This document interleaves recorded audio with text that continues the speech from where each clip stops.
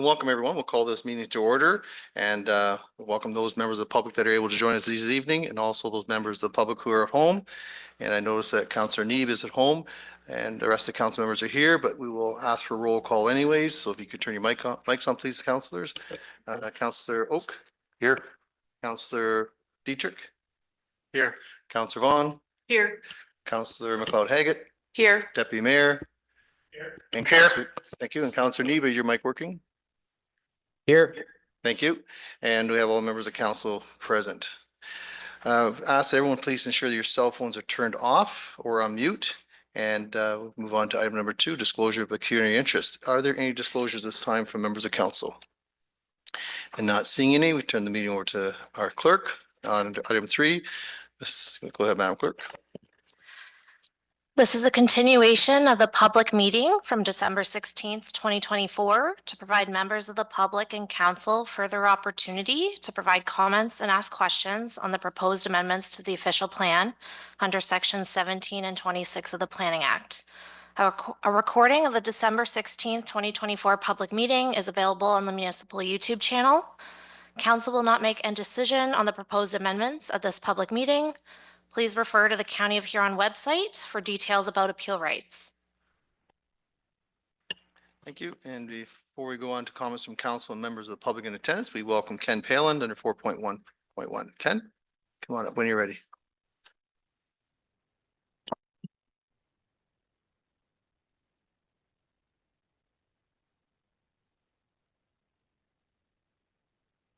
Just ensure you turn the microphone on too, Ken. That'd be great. Thank you, Mr. Mayor and councillors, for having me for a few minutes to bring you up to speed on a couple of things. First off, I'd like to say that I am in agreement with the South Huron draft official plan as it stands without amendment. And in light of some of the new things that are happening in Crediton, I'd just like to bring you up to speed as to what the Crediton Village Center is doing in Crediton. It's been a while since we talked about it, so I'd like to just bring you up to speed. Next slide. So this area shows where we're currently developing, starting from the bush on the east side, going towards the west. That's where the development will occur during the future development. Currently, you can see on King Street, there's been some new homes built. On Victoria, they're being built now. Next slide, please. So this shows originally when we started this project back in 1994, we had some lots that were approved by consent. So the ones in the yellow that show the big areas, they were before the septic beds were, or before septics were put in. So we had to do septic beds, and that's why they're so big. Now, if you see down the side there, there's been the new development that's already been built out on King and on Victoria. And there's another one coming, but those are since the sewers have been put in, we were able to make those a lot smaller. Next slide, please. So it's a phased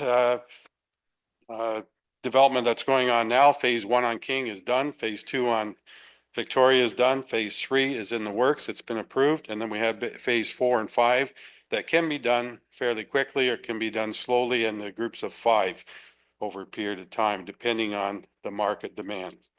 The next slide.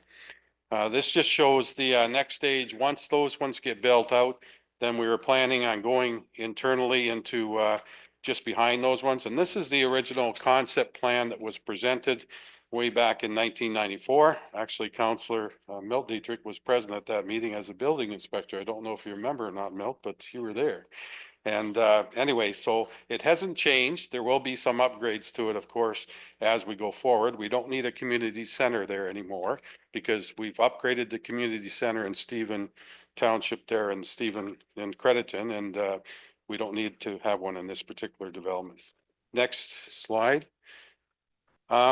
This is information from Eleanor Rader that was given to me over the years, and this just shows a summary of new homes that were built in the municipality of South Huron.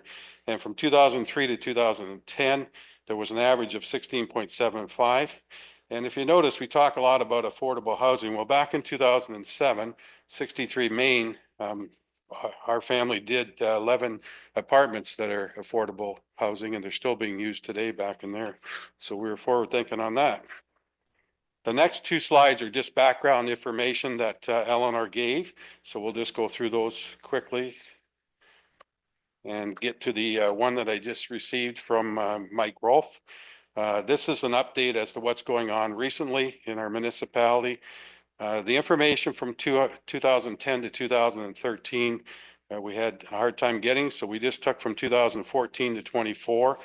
And if we look down the left side there, that's where the new builds are for the single family homes. And there was a big amount of activity in 2021 and 22 during that period of time. But if we look to the far right, that's the Crediton Centralia that was left to be collected from doing the sewers back in 2007.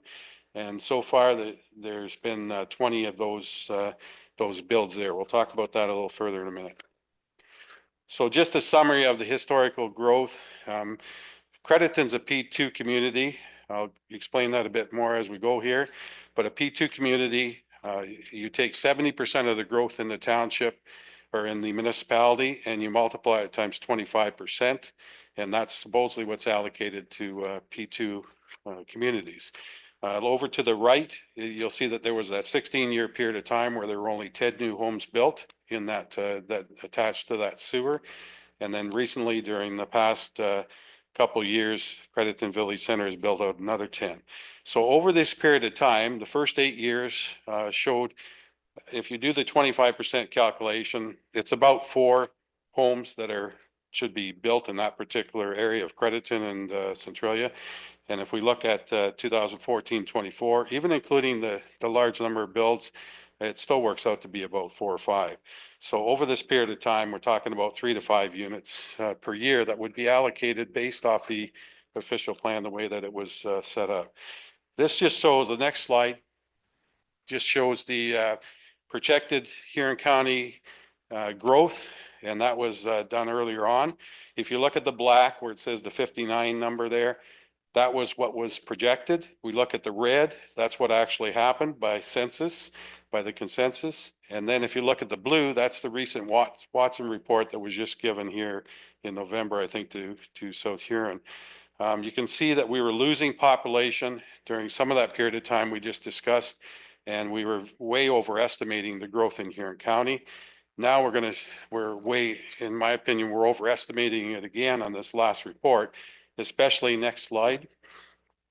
Now that the new federal government immigration targets have been lowered quite a bit from the original ones that they were projecting. Next slide. So back in 2003 official plan, when this development started, Crediton is classified as a P2 development along with Centralia and Huron Park. South Huron official plan says 25% of allocated growth goes to P2, 75% to P1, which is extra in the Grand Bend area. Of the 70% total, the other 30% is allocated to smaller communities. Just wanted to bring that up. And of course, we just showed that other slide that shows that we were losing people, but we're now starting to turn the corner. We're gaining some. I think that we're overestimating that, but we are at least moving forward. Just some history on the development journey in Crediton. Back in '94 is when we first presented to council, and that was Stephen Council at that point in time. The plan to put the 365 residential units on this property. And then over the next few years, we sold those. We also got 5 different lots by consent. And over that next 7-year period of time, we sold those. So it was very slow selling them. The new official plan back in 2003 adopted this settlement this property into the settlement of Crediton. And then we went on just to talk to Huron County, do some pre-consultation. Our Huron County planners continued to say that the development was premature and to do marketing studies and stuff, and that we had to do some studies to do with traffic, which we did. And at the time, they also did a minimum lot size study that was done because we were putting the sewers in and we had to determine where to put the connections in. So they had done that right away in 2007. Then I did the traffic study in 2008. 2009 was the functional service study that showed where all the sanitary, water, and storm goes. And then over the next period of time, we worked together with the municipality and their and Huron County to try to get approval on 25 residential units along Victoria and King. And then finally, we ended up doing the work at Crediton, put in the new, set it up so that we could put in the new lots, and did all the prep work for that, including the sidewalks. And we've just recently done the lights there. So we're now moving forward on building those homes as we showed earlier. Next slide. So just a little summary of the sewer and water. Back in 99, 2002, we sent letters to BM Ross to include our development into the sewer calculations, and worked with KMK, the engineering group here, and engineers here at South Huron to work together on making sure that 365 residential units were included into the sewer. And then we did setups there too, as to being able to hook onto the sewer. So we put in that those calculations as well. And back then, KMK had used 3.5 persons per unit and 350 liters per day and 0.15 liters per second per hectare. And this is important. And you see at the end that it still is important today to consider those numbers. 2007 is when everything happened. The water lines got approved, the sewers went in. We did the connections for the 365 units, et cetera. All those sewage connections got stubbed in and everything was hooked up. Next slide. 2008, we got the bills for everything. 50% of the cost was to the residents that were in Crediton, and they hooked up. They paid 50% of the cost that was allocated that way. 30% of the cost was for frontage fees.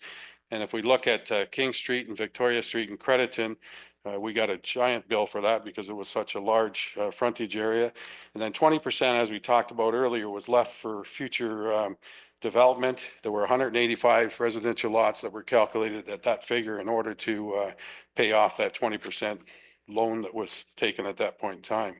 KMK confirmed the pumping station was sized to handle the 380 residents at that time, and plus 775 future residents. And again, that was based off those 3.5 people per unit and that flow rate we talked about. And then KMK confirmed that the pumping station must be increased in size to handle the balance of the 365 residential units. And there were a few extra added in that calculation. So the next two areas there, 2008, 2022, just showed that 10 new sewer connections that we talked about earlier over that 16-year period of time, and then the 10 new ones that we just did recently. So the bottom line, I'm just going to talk about a couple of these things here. Stephen Township Council and staff were very forward thinking, agreeing with the Palin development at that time by including the sewage and water calculation. And that's why we're having this discussion today, or I'm bringing this up today. That allows for future development there in the village of Crediton. And we have recently just fixed catch basins and repaired some drainage on Victoria Street on the drainage that went across that we hook into. We dug up that 15-inch drain there, and there was a gas line went through it, a big, I think, 6-inch gas line going through it. It was about half full of debris, so we got that cleaned out. Everything's working good there now. Installed the sidewalk and the street lights and such. So we've been busy over the past couple of years, and we appreciate the people of Crediton, the residents of Crediton. They worked with us. We had no complaints by anybody. There was a couple of requests that we satisfied, and it was just wonderful working in Crediton. The people there were just great. Some questions re further development of Crediton. Re the sewers. Will frontage fees or developmental charges be paid by new future development and set aside by South Huron for future pump house upgrades? The new development has not paid anything for current sewers. Crediton residents paid for that. So why would they get to use it for free? So I'm just wondering about that. Traffic. I did the traffic study, was done for the 364 units. If we add the additional units that are being proposed in Crediton, that would amount to 763. So that would cancel out the original plan of the traffic study that we did. So will this need to be redone and road redesigned with turning lanes? Will the new development pay for those studies and upgrade to the road? And then P2 versus P1, Crediton's now a P2 development. If we add the two developments together, all of a sudden, the population increases a lot. So will Crediton be redesignated to be P1? So if you add the additional units there, so we'll just flip the page to the next page. If we compare the Exeter population up to 2021 census and Lucan, and then we look down to the Crediton potential future population, if we add together whether you use 3 people per unit or 3.5 like KMK had used to the original 380 people, plus there's been recent growth, it adds up to almost 3,000 people that would be put into the village of Crediton. And this would be a similar population to Lucan, and resulting in severely limiting commercial space. There's really not a lot of commercial space in Crediton right now to build for that many people. So my question is, a new trailer park or prefab lease type development may be better suited for a P1 settlement area, not a P2. We need more commercial amenities that a P1 has to offer. And we've been trying to sell these 5 houses that were built there last year. There's still a couple left. And we built them more for seniors to come into Crediton. And one of the biggest problem we've had is they say there's nothing there for us. There's nothing there. So we're finding that it's mainly those houses are being purchased by new people with small families that are just starting out. And then finally, a marketing study, other than just a letter from Northlander saying the development is possible, should be done as suggested previously to Crediton Village Center by Huron planners. The last, next page, the last 2 pages is just a feasibility report that was done by Burnside in the past couple of weeks for me. And it just showed how we calculated the functional servicing feasibility report we did at the time. And if you remember those numbers back that I talked about, the 350 number, which was the flow rate of the sewage used, we used 358, and that was calculated at that time using the 380 people that lived in Crediton divided by the flow that they were using. And I know toilets and that are a little bit more efficient and such, but that's how KMK had done the calculation, and that's how we had done it as well, similar to that. We also used 3.5 people per unit and 0.2 liters per second per hectare, and KMK had predicted 0.15. The bottom line, if we go to the next page, is that the GRIT original numbers that were updated based off the averages used for Crediton Village Center subdivision, if we use the same numbers that KMK used, the same numbers that we use, that GRIT report would have to be increased by 88% on the sanitary flow. So it's overestimated by 88% if you use those numbers. And I know that there is some new numbers that people use less sewage. Yes, I know that. Water would be the same. And then one last thing that we got to consider is on the Trident proposed development, it discharges into the same Victoria Street municipal drain that Crediton Village Center outlets into. And it should be noted that there are significant constraints to that present in that system. And so that would result in a much larger swim plan that may be proposed at this point in time. So some further work will need to be done on that. And with that, that's all I have. I just wanted to do an update on the village of Crediton. I lived there for 40 years. I've been working on this since 1994. And I wish that things would go faster. I wish we could build hundreds of homes there quickly, but that's been the history of of what's happened in Crediton and in Centralia. And we've tried to move as fast as we could, but it just wasn't there. So hopefully now we do get some increase in population there, but it may not happen as quickly as what we think. I'll be glad to entertain any questions. Hopefully I didn't ramble too much. No, you did well, Ken. No you. problem there at all. Are there any questions from members of council? Not seeing any comments from anyone. Councilor Dietrich, go ahead. You done a good job, Ken. Thank you. And An old fella. Eh? you mentioned a pumping station there, like that would be for your development. So do you own that? No, the pumping station was put in place for the village of Crediton.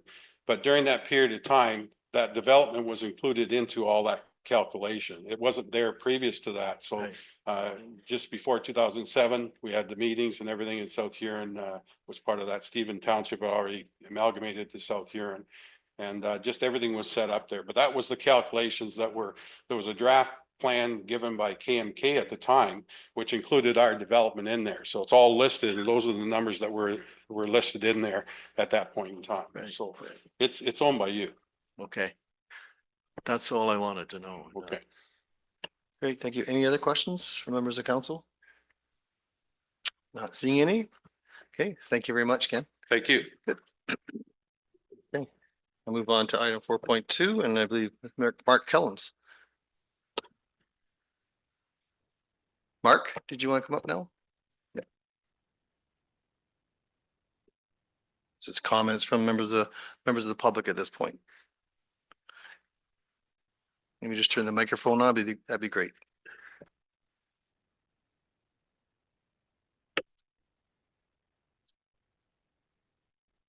So thank you for listening today. I just want to speak briefly about our farm is in the municipality's residential or the future development changes on the Mollard line.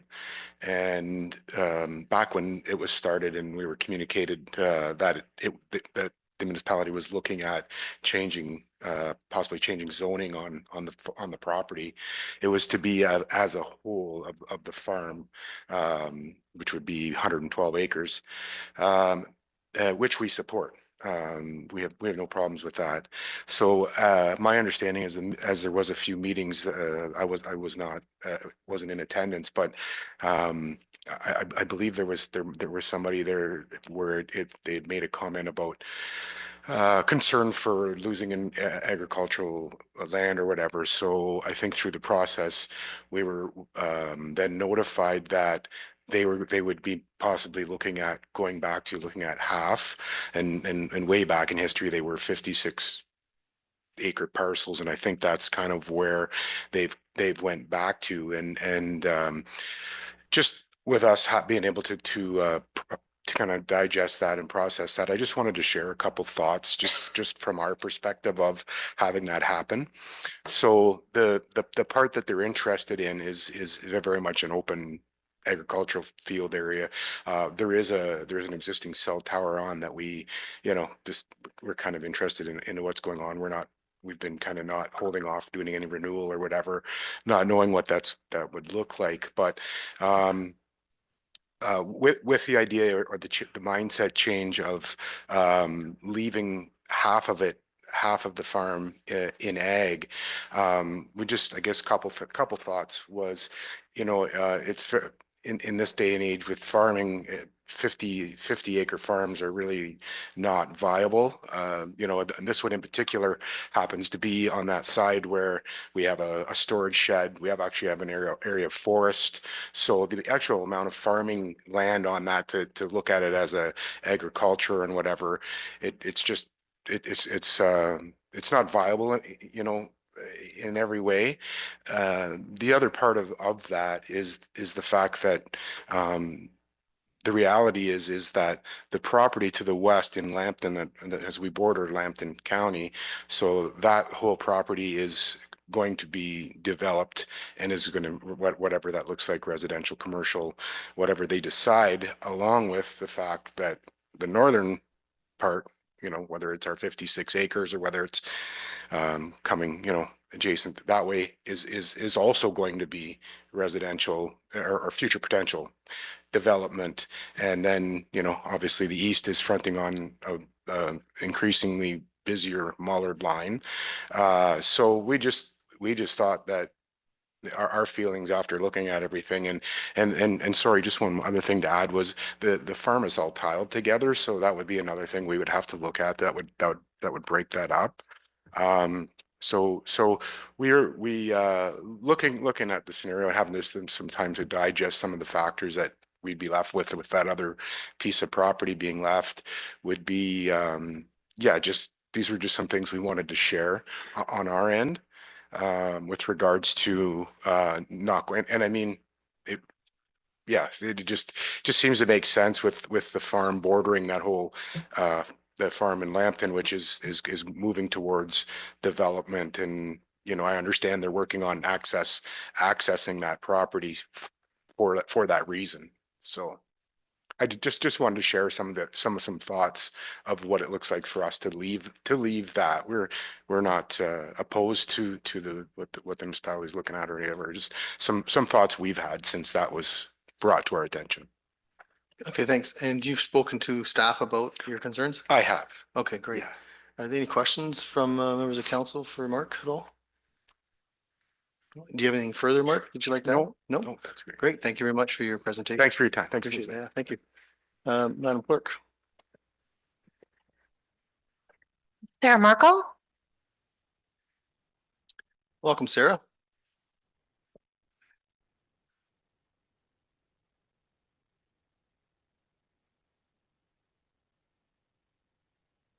Thank you, Mayor Finch and Council for hearing me speak.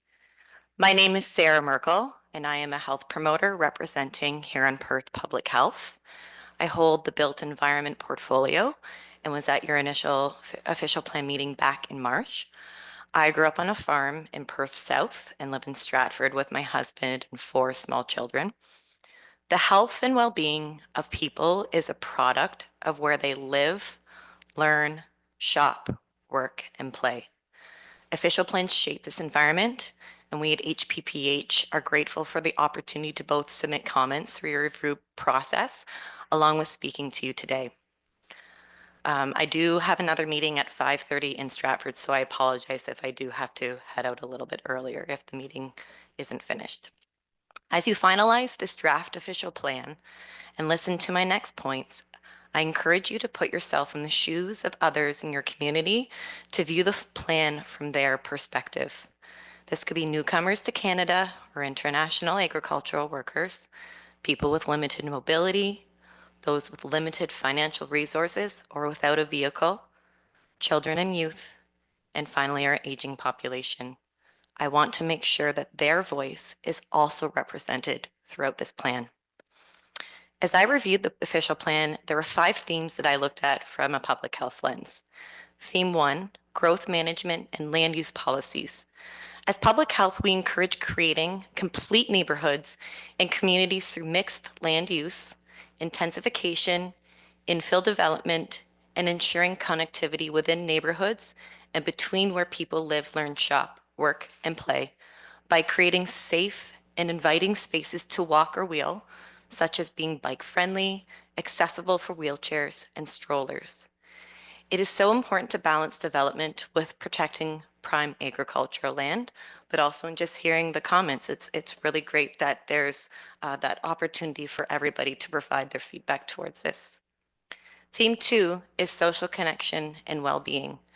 A socially connected community is a place where everyone feels like they belong.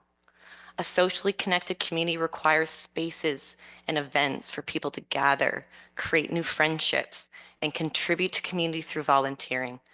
The role of well-designed physical spaces, whether built or natural, is helpful in encouraging people to gather, interact, and form meaningful relationships.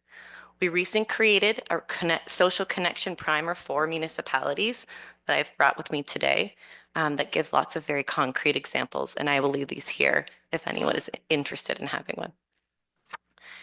Theme 3 we looked at was the environment, green space, and UV exposure. It's so important to protect and conserve the natural environments to ensure residents can breathe clean air, drink safe water, have access to nature and green space, and to help mitigate extreme weather events and climate change. There's strong evidence that being in nature positively impacts stress levels, chronic disease risk, depression, and anxiety. Another consideration is that shade, either natural or built, can be an effective way of reducing UV exposure and its associated health risks, such as skin cancer, and should be an essential element when planning for and developing facilities, parks, and public spaces. Also to note that this theme was included in the most recent version of the Take Action for Sustainable Huron. A couple of actions from that report include explore the creation of public tree planting and naturalization events with service groups, along with continue to naturalize underutilized areas of land to reduce mowing practices and create natural habitat connections. Theme 4 we looked at was housing. Prioritizing affordable housing options through diverse housing forms, such as supporting triplexes and fourplexes, building up, expanding co-op housing, and exploring opportunities to partner with United Housing can lead to increased access to affordable housing, general health, mental health, and quality of life. Something else to consider: if we want young adults who are just starting out to move back or into our rural communities to work, they require smaller places to live with affordable rent. Another action from Sustainable Huron is to focus efforts on creating affordable housing opportunities throughout Huron County. And finally, the fifth theme is transportation and connectivity. The quote from BC Centre for Disease Control sums it up: "The convenience of public transit, the safety of cycling paths, and the distance and time it takes to walk to common destinations all play a role in our daily choices about how we get to where we need to go." And I acknowledge that you don't have a public transportation system here, but I did like this quote.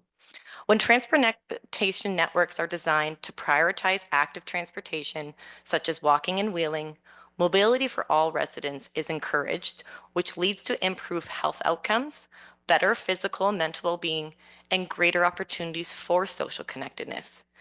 And to acknowledge Councillor Oak's question from the December meeting, I do apologize for not catching all of the areas in the plan where active transportation infrastructure could be included, and do echo Denise in that make sure that it's expanded to all those sections. And another action from Sustainable Huron suggests that the creation of multi-use pathways in communities. So conclusion. So what does a lot of this come down to? Creating walkable, bikeable, and accessible communities that are connected, have bike parking available in commercial areas and housing developments, installing multi-use trails, plant more trees, create microforests in urban settlement areas, allow spaces for community gardens, and finally support social connection through benches and outdoor pavilions with picnic tables. I understand that all of these things cost money, time, and resources, but they don't have to be completed overnight, rather planned for over the long term, invested in over time in and by the community. I'm going to leave you today with this quote I love from Plan H. "Local government leaders are the most important decision makers when it comes to the physical design of communities. The designs you make today about planning and land use will impact the health of current residents and future generations." Thank you for having me. Thank you very much. Any questions? As you know, municipal governments are the closest to the people, so we have an impact on their lives just like any other government, but we have we face them on a name-to-name basis. So any questions for members of council? Thank you very much for your presentation. Madam Clerk, Janet Carras. I believe Janet's joining us on Zoom.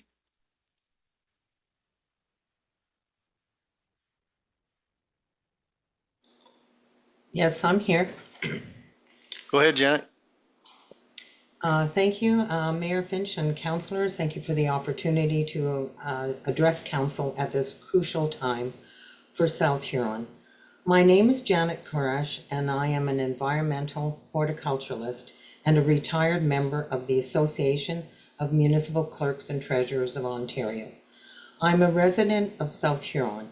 Over the past 40 years, I have participated as a municipal employee, business owner, and stakeholder in various municipal economic development studies, cultural plans, official plan reviews, sustainability strategies, and waste management master plan studies facilitated by third-party consultants hired by the municipality.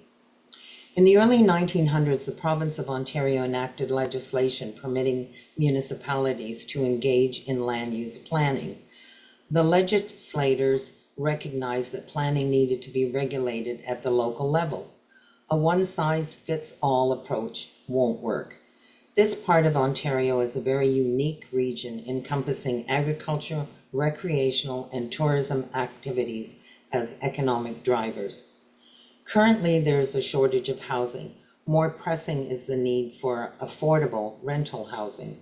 There are estimates of between 300 to 600 short-term rental properties in this area.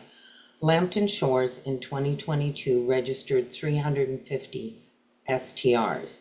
The short-term rental market has taken the inventory of properties that could provide affordable housing. The province of Ontario is moving towards the destruction of green space in the middle of a climate crisis, sacrificing future generations.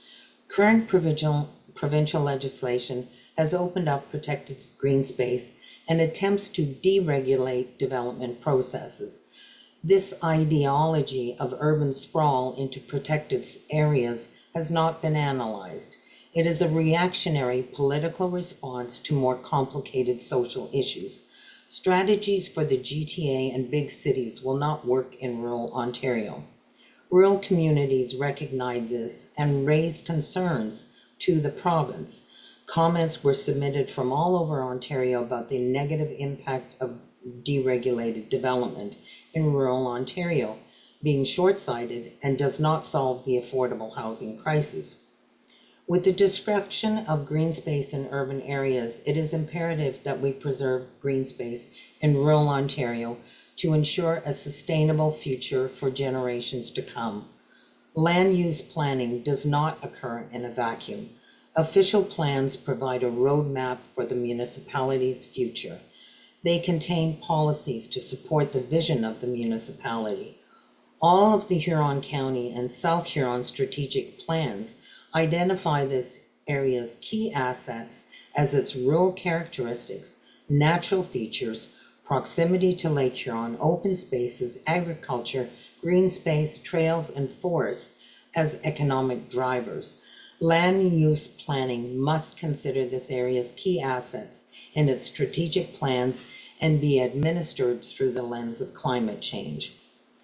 The draft official plan falls short. It promotes fringe development on the boundaries of Grand Bend. Ideally, the areas surrounding urban centers would include green space and land for commercial, industrial, and institutional development. Grand Bend is already under stress with traffic congestion, inadequate amenities such as health clinics, sports complexes, year-round retail storefronts, Service Canada and Service Ontario offices. None of those exist in Grand Bend. The draft official plan does not promote complete communities. It does not align with the goals of the Take Action for Sustainable Huron report, the South Huron Corporate Strategic Plan, the Huron County Cultural Plan, and the Ontario Flooding Strategy, and does not contain actual land use policies to regulate the impact of development on climate change. It does not answer the question how. Ontario's flooding strategy lists flooding as the most significant natural hazard in terms of death, damage, and civil disruption, and is the costliest in terms of property damage. Municipal governments hold the primary responsibility for identifying and managing flood risks. The most cost-effective and sustainable way of reducing risk is to keep people and property out of high-risk areas. Municipalities must update their flood maps as part of land use planning. Of specific interest to municipal governments are the action items pertaining to land use planning decisions and infrastructure. As a result, municipalities are called on to evaluate approaches and standards. This will include maintaining wetlands, increasing permeable surfaces, and low-impact development.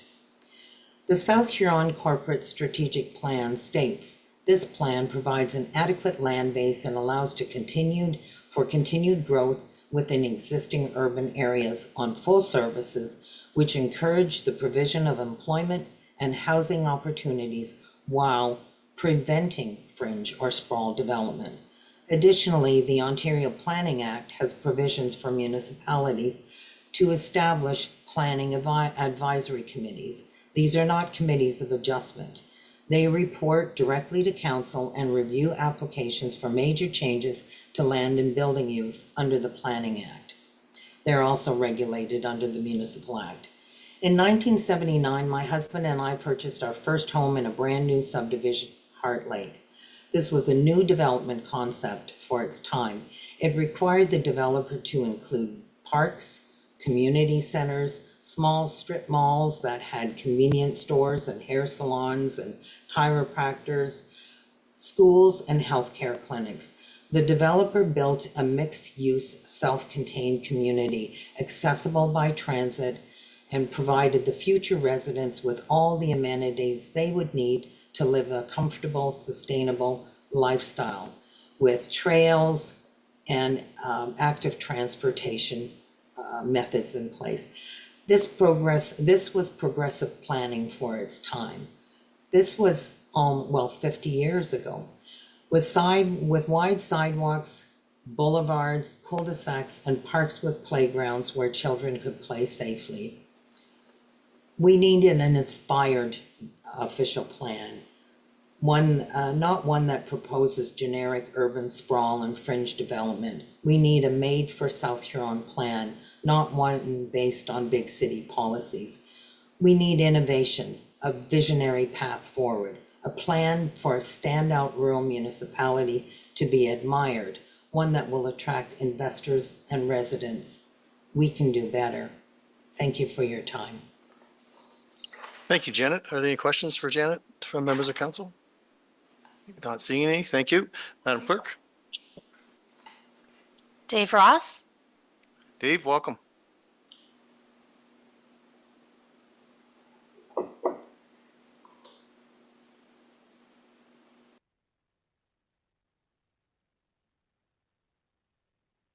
Good to see you again, Dave. Proceed whenever you're ready. Okay, so you've seen me before. I'm currently the president of Oakwood Park Association, which is in the Lakeshore residential area. And of course, I know many of the resident areas up and down the shoreline, and of course, we talk a lot. So I sort of represent some of the things that they are saying too. First, I think we appreciate the time and effort these people have put into this plan. We appreciate the fact that they came to see us and spent time taking our comments. That was very well done. And also counselors that came and listened. I know you were there also, Mayor. So that we appreciate that very much, especially in our little unique environment along the lake.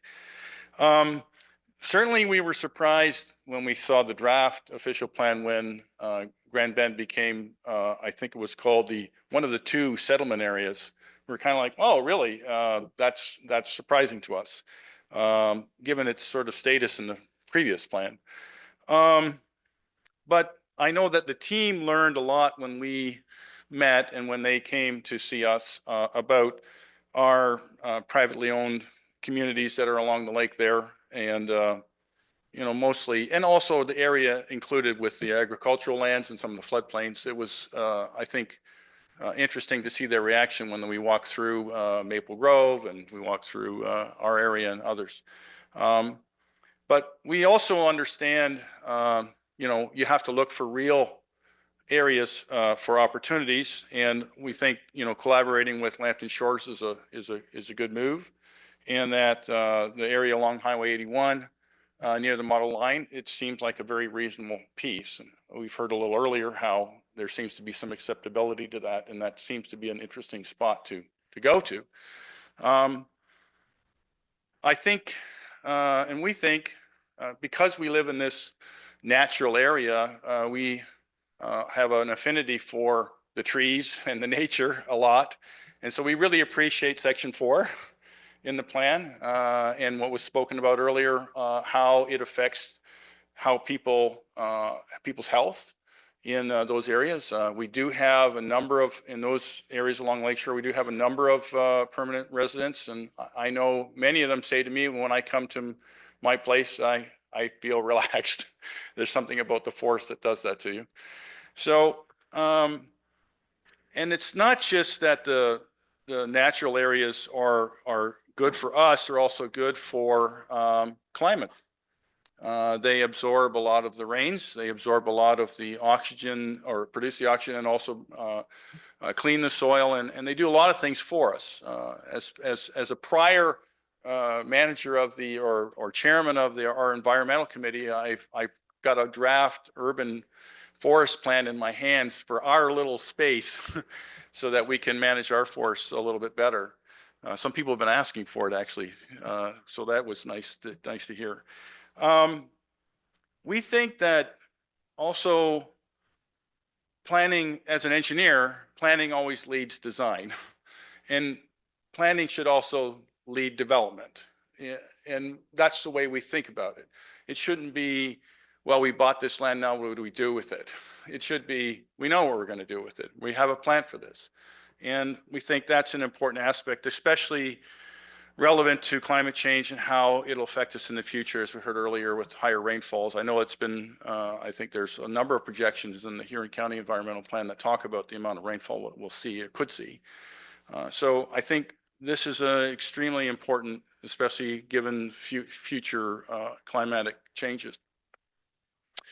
And we already know that along that corridor, along Highway 21, that whole area, and all the way down from Southcott, all the way up to us is a forested area, and we live in it, and we try to take care of it. And we know that it's special for fighting climate change. It protects our shoreline also. I also wrote a dunes policy that included some of the work, and we did some work with Lake Huron Coastal Conservation Group to help us understand how should we write a policy for our dunes and beach areas, and which moves into the forests. And we think not only is it good for climate change, but we do also have a number of different wildlife species that live in that area that some are at higher risk than others. But I actually made signs for along the beach area to say, this is a piper, this is a hognose stake, this is go here and find out more about it. And those little animals and birds, a lot of birds in our area use that area quite heavily. And so it's one of the reasons why we think that's good to protect for the future. So saying all these things, relative to the Lakeshore resident area, I think sort of like 4 things come to mind that we just want to lay out there. And hopefully I'm not sounding like I'm preaching to the choir here a little bit, but we know that there's a lot of agreement about affordability in housing. I mean, we all can read the reports. We can all go to Toronto and see the homeless, which is really hard on the heart. It's hard for me to watch that, to see that. And we know that it's important that we make affordable housing, but also make affordable housing that's has access to the full spectrum of services too, whether that's jobs or economic opportunities, things of this nature. And that I think it was the Association of Municipalities of Ontario, AMO, that sort of underscores that recently, actually, in the last little while. So we think that's a big point. The second point is that part of the affordability question isn't just for people's affordability, but it's also for the municipalities' affordability, in that the infrastructure, we should leverage what we have as much as we can before we go into new areas. Leverage what you've got and use that to try to reduce our debts or reduce our costs and minimize our debt loads. Use what you can, what you have, as opposed to doing more. And I think the third thing, which I know has been on council, is really, not to get into situations where we overbuild infrastructure. And as we saw earlier in an earlier presentation, there was predictions about how many homes there would be and what the population would be. And one of the things I learned in engineering is almost every prediction is wrong. So you have to bring in your common sense and your practicality into these, because often, the future, no one can tell the future, and it's really hard to tell. You can only do your best. That's all you can do. So you have to be on guard not to overdo things, because that will just catch you. So that's just a natural thing.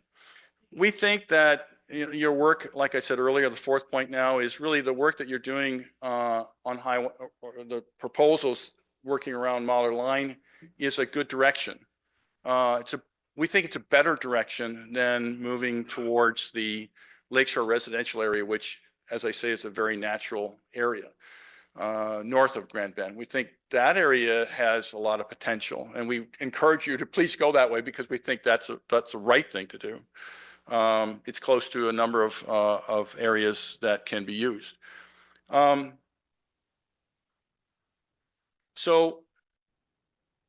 I think the reason that is important is for some of the reasons I mentioned before, that wooded area helps us in many different ways. So I think preserving that, whether it's from a climate change perspective or whether it's from a controlling flooding, these kinds of things. So we basically want to say that we want to support the municipality. We definitely want to support the municipality in making good decisions, sound decisions, and staying engaged and active as much as we can, and supporting the stewardship and the planning and the development as you go forward. So we're here to give as much advice as you need. I know that we're not all experts, so the more advice we can get, the better off we are. The more voices there are, the better off you are. So just wanted to say those few things. Thank you very much. Thank you, Dave. Are there any questions for Dave at all? Thank you very much for your presentation. You bet. Take care. Madam Clerk. I don't have anyone else currently signed up to speak, but if there's any other members of the public who'd like to ask a question or provide comment, if you could come up and state your name, you're welcome to. Okay, is there anyone on Zoom by chance that would like to speak? Hey, Carolyn, would you like to speak to this matter? Thank you to Mayor Finch and members of council. Can you hear me all right? Yes, we can. Go ahead whenever you're ready. Thank you. And I apologize for turning my video on. I couldn't find the hand feature function, so apologize for interrupting there. Just a few brief remarks following up on the public meeting in December. As you may recall, I'm assisting Trident and Mr. Mark Steffen regarding their property in Crediton.